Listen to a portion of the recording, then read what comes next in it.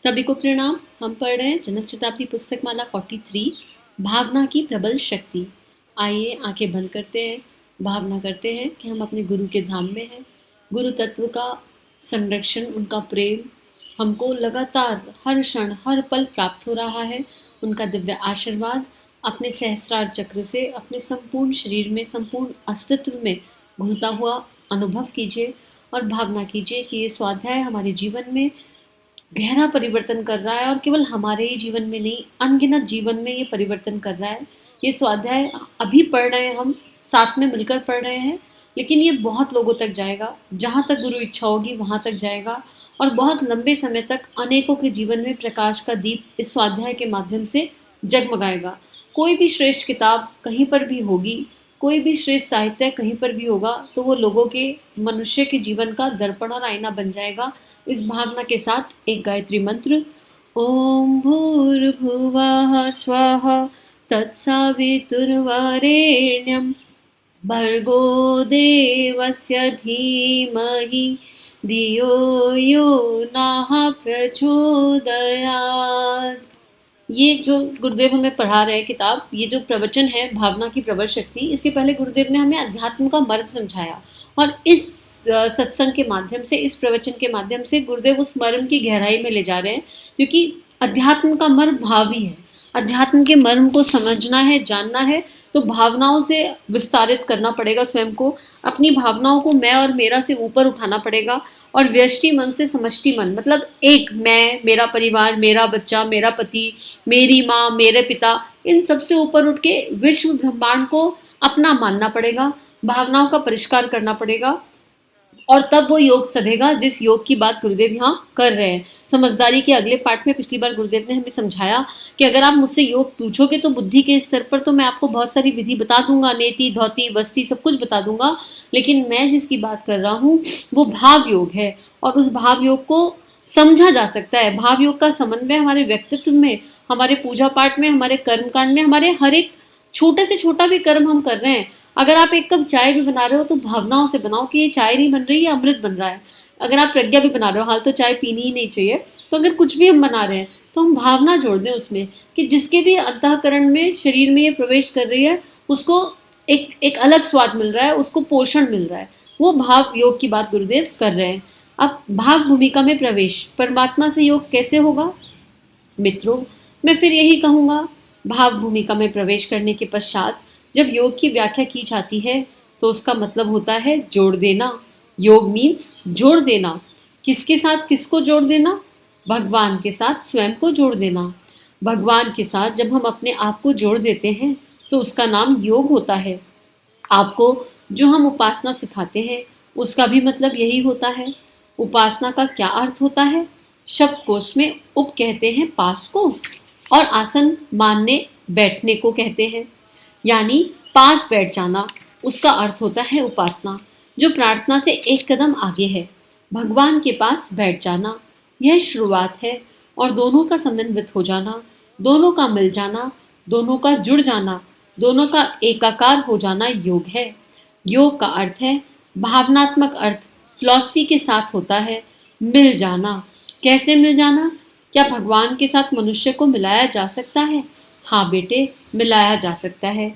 अब ये ऐसे ही है जैसे उपासना मतलब है एसी की हवा चाहिए तो एसी के नीचे बैठना पड़ेगा। ये एग्जाम्पल बहुत कॉमन है। एक कमरे में बैठ जाए और दूसरे में एसी चला लें तो एसी की हवा नहीं मिलेगी।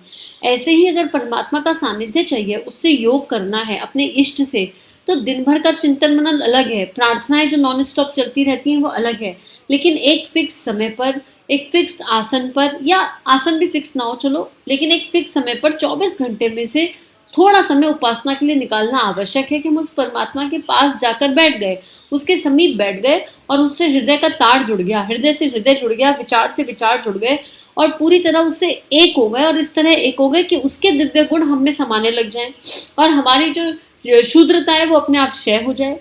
तो जैसे अगर जब चीनी को आप पानी में घोल देते हो तो वो घुल जाती है ना, दूध और पानी मिक्स हो गए तो हो ही गए ना। इस तरह उस परमात्मा से एक होना योग है। जब हमारी भावनाएं उसकी भावनाओं से जुड़ जाती है, और वो कब होगा? जब हम शुद्र विचारों से हट जाएंगे, छोटे विचारों से हट जाएंगे, कंप्लेनिंग मोड से हट जाएंगे, भय से मुक्त हो जाएंगे, हम भगवान के पास बैठ के ये नहीं कहेंगे आपने ऐसा कर दिया, आपने वैसा कर दिया, हमारे जीवन में ये समस्या, हमारे जीवन में वो समस्या। हम कभी इस तरह की बात नहीं करेंगे। हम तो प्रेम के साथ बैठेंगे और बस सुनने के लिए बैठेंगे कि हम बस बैठ गए, आपके पास बैठ के ही सुकून मिल जा रहा है, इसके आगे कुछ नहीं, इसके पीछे कुछ नहीं। एक अलग मौन की प्रार्थना होगी वो, और उस प्रार्थना में कोई इच्छा नहीं होगी, वो बस होगी, बस पास बैठ के सुकून कि मेरे इष्ट ने, मेरे प्रभु ने, मेरे पिता ने मेरे सिर पर हाथ रख दिया, बस इससे ज्यादा और क्या ही चाहिए। वो अनुभव हो गया तो भावनाएं अपने आप एक हो जाएंगी। अब गुरुदेव बोल रहे हैं कि हाँ, मनुष्य को भगवान के साथ मिलाया जा सकता है। भगवान के साथ हम ठीक उसी तरीके से मिल सकते हैं जैसे दो चीजें मिलकर एक हो जाती हैं। उसी तरीके से हम और भगवान एक हो सकते हैं, अर्थात या तो भगवान हमारे जैसे होगा या फिर हम भगवान के जैसे हो जाएंगे। दो में से एक बात हो जाएगी और हम योगी हो जाएंगे, मिल जाएंगे। तब या तो भगवान इतना घटिया हो जाएगा जैसे कि हम या आप हैं, या फिर हम भगवान जैसे बड़े हो जाएंगे, मिल जाएंगे, फिर दो नहीं रहेंगे, एक हो जाएंगे। अब ये ऐसी बात है कि आप नाले में गंगा जल डाल दो तो गंगा जल का कोई महत्व रह जाएगा क्या? गंगा जल अपनी हीनता खो देगा। अब भगवान के पास बैठकर अपनी शुद्ध सोच, अपने शुद्ध विचारों को बढ़ाते रहें, क्योंकि जो जैसा सोचेगा वैसा बन जाएगा, और उस परमात्मा की, उस श्रेष्ठ की दिव्यता को अनुभव ही ना करें। और फिर क्या, भगवान ने तो हमें ये सिखा दिया, वो सिखा दिया, और अपने भय से वही कर्मकांड स्तर की पूजा करते रहे कि हम तो रोज 2 घंटे बैठते हैं, हम तो इतनी माला करते हैं, हम तो उतनी माला करते हैं, हो गई उपासना, लेकिन चित्त साफ नहीं हुआ किसी के लिए भी। मन का मैल अभी तक नहीं धुला। वो है ना कि पहले मन का मैल नहीं धोया तो कैसे आएंगे भगवान। और मन का मैल धोना मतलब मन, विचार, भाव सबके लिए पवित्र होना, अंतःकरण में केवल एक ही रस होना, प्रेम रस, आनंद रस, करुणा का भाव, दैवीय भाव, किसी के लिए कुछ गलत विचार आना ही नहीं, आत्मनिर्माण की ओर फोकस, दूसरे के गुण ग्राहक दृष्टि, दूसरे के केवल गुण दिखे, दोष नजर आने ही बंद हो जाए। अगर ऐसा हो रहा है, ये पैरामीटर्स हो रहे हैं, तो समझ लो उपासना सध रही है, तब हम उस परमात्मा से एक हो रहे हैं। तो गुरुदेव आगे लिख रहे हैं, नाला मिला गंगा में। गुरुदेव ने एग्जाम्पल भी वही दे दिया। मित्रों, योगी बनने की आध्यात्मिक प्रक्रिया यही है कि जैसे नाला गंगा जी में शामिल हो जाता है तो नाला खत्म हो जाता है, गंगा बाकी रहती है। नाला अपनी सारी की सारी क्षमता, अशुद्धता, स्वरूप, इच्छा, नाम, रूप सब खत्म कर देता है और गंगा जी में शामिल हो जाता है। परिणाम क्या होता है? गुरुजी, उसको तो बड़ा नुकसान हो गया। हाँ बेटा, बड़ा नुकसान हो गया, नाला बेचारा मारा गया। अब सोचो, गंगा जी, इतनी बड़ी गंगा जी में सारी नदियां, सारे नाले आके मिल रहे हैं। जब वो नाला गंगा जी में जाकर मिल रहा है तो गंगा जी की दिव्यता को धारण कर रहा है, लेकिन आप नाला बह रहा और उसमें ऊपर से गंगा जल डाल दो तो उसका कोई प्रभाव नहीं पड़ रहा। तो गुरुदेव रिवर्स साइकोलॉजी पे बता रहे हैं कि सारी नदी नाले तो जाके गंगा में मिल रहे हैं, लेकिन वो गंगा से मिल गए तो वो पवित्र हो गए। तो जब हम अपने परमात्मा से योग कर लेते हैं तो हम पवित्र हो जाते हैं, हमारे अंदर वो दैवीय गुण, दैवीय भावनाएं विकास करने लगती हैं, और अंदर मन में कहीं कोई एक ऐसी शक्ति, एक ऐसा सद्गुरु जागृत हो जाता है जो हमारे किए हुए हर अनुचित भाव, हर अनुचित कर्म के बारे में, हर अनुचित विचार के बारे में हमें एक बार बताता है कि ये ना करने योग्य है, इसको मत करना। कोई अंदर से एक आवाज जागृत हो जाने लगती है। तो इसमें क्या नुकसान हो रहा है?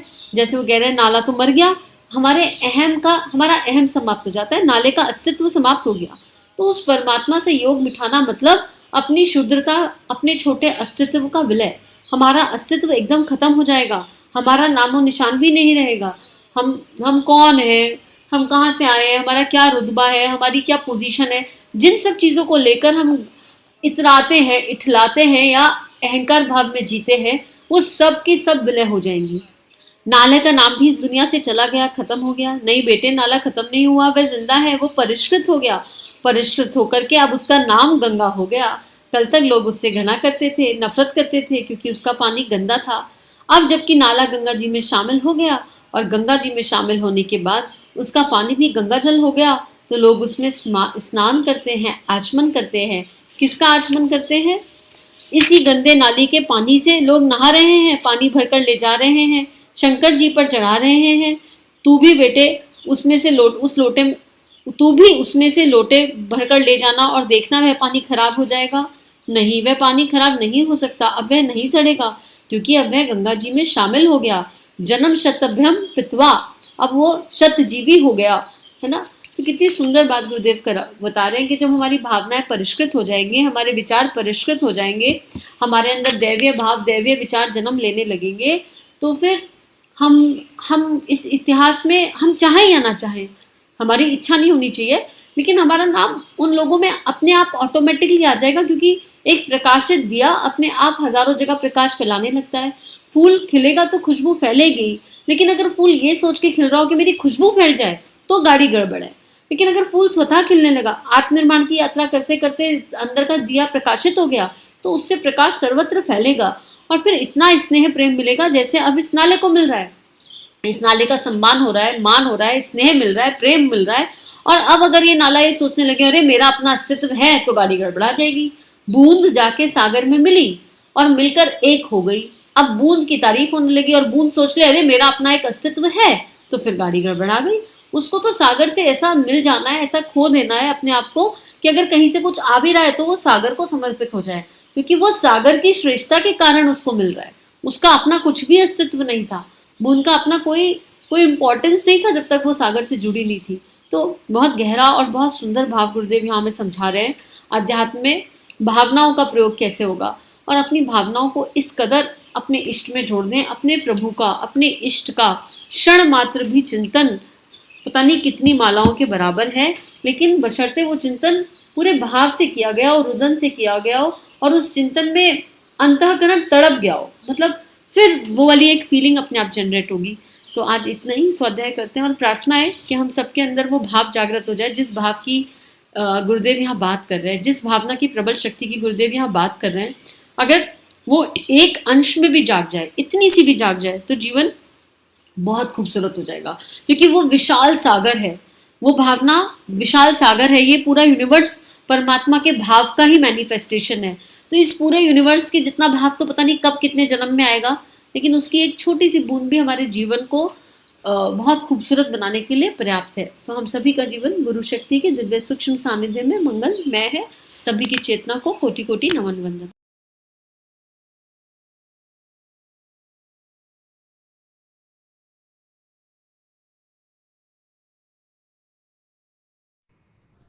हमारे YouTube चैनल को सब्सक्राइब कीजिए और बेल आइकन पर क्लिक कीजिए ताकि आने वाली सभी वीडियो की नोटिफिकेशन आपको मिलती रहे। आप सभी को बहुत बहुत थैंक यू।